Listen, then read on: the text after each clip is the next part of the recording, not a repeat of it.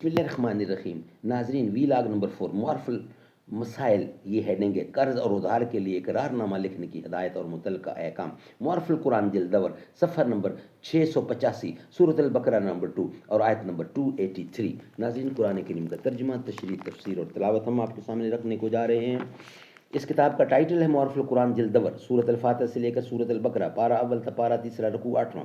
Writer اس کتاب کے حضرت مولانا مفتی محمد شفیع صاحب عثمانی رحمۃ اللہ علیہ، مفتی اعظم پاکستان. بسم اللہ الرحمن الرحیم. الحمد للہ وکفا وسلام علی عبادہ الذین اصطفی. قال النبی صلی اللہ علیہ وسلم: خیرکم من تعلم القرآن وعلمہ. بہترین لوگ وہ ہیں جو خود بھی قرآن پڑھیں، دوسروں کو پڑھائیں، سکھائیں اور لکھائیں. یہ مقام خنک جہنم ہے، نار سے، نور سے تہی آغوش شعلے ہوتے ہیں، مستعار اس کے جن سے لرزاں ہے مردو، جس سے لرزاں ہے مرد عبرت کوش. اہل دنیا یہاں جو آتے ہیں اپنے انگار ساتھ لاتے ہیں. میں نے اقبال سے از راہ نصیحت یہ کہا: عامل روزہ ہے تو اور نہ پابند نماز. عامل روزہ ہے تو اور نہ پابند نماز.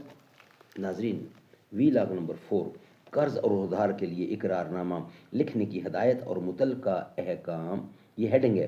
آیات مذکورہ میں قانون معاملات، جن کو آج کل کے قانون میں معاہدات کہا جاتا ہے، اس کے اہم اصول کا بیان ہے، اور اس کے بعد ضابطہ شہادت کے خاص اصول کا ذکر ہے.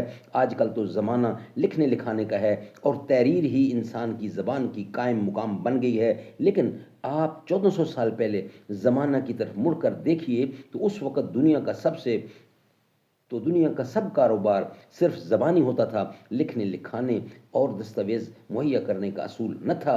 سب سے پہلے قرآن نے اس طرف توجہ دلائی اور فرمایا: اذا تداینتم بدین الی اجل مسمی فاکتبوہ. یعنی جب تم آپس میں ادھار کا معاملہ کیا کرو کسی معین مدت کے لیے تو اس کو لکھ لیا کرو. اس میں ایک اصولی بات، یعنی اصول تو یہ بتلا دیا کہ ادھار کے معاملات کی دستاویز لکھنی چاہیے تاکہ بھول چوک یا انکار کے وقت کام آئے. دوسرا معاملہ یہ بیان فرمایا گیا ہے کہ ادھار کا معاملہ جب کیا جائے تو اس کی مایعات ضرور مقرر کی جائے. غیر معین مدت کے لیے ادھار دینا لینا جائز نہیں، کیونکہ اس سے جھگڑے فساد کا دروازہ کھلتا ہے. اسی وجہ سے فقہا نے فرمایا ہے کہ میعاد بھی اس طرح، یعنی ایسی مقرر ہونی چاہیے جس میں کوئی ابہام نہ ہو، مہینہ اور تاریخ کے ساتھ معین کی جائے. کیونکہ مبہم میعاد نہ لکھیں نہ رکھیں، جیسے کہ کھیتی کٹنے کے وقت، کیونکہ وہ موسم کے اختلاف سے آگے پیچھے ہو سکتا ہے. اور چونکہ لکھنا اس زمانے میں عام نہ تھا اور آج بھی عام ہونے کے بعد دنیا کی بیشتر آبادی وہی ہے جو لکھنا نہیں جانتی، تو یہ ممکن تھا کہ لکھنے والا کچھ کا کچھ لکھ دے جس سے کسی کا نفع اور کسی کا نقصان ہو جائے. اس لیے اس کے بعد ارشاد فرمایا: وَلْيَكْتُبْ بَيْنَكُمْ كَاتِبٌ بِالْعَدْلِ. یعنی یہ ضروری ہے کہ تمہارے درمیان کوئی لکھنے والا انصاف کے ساتھ لکھے.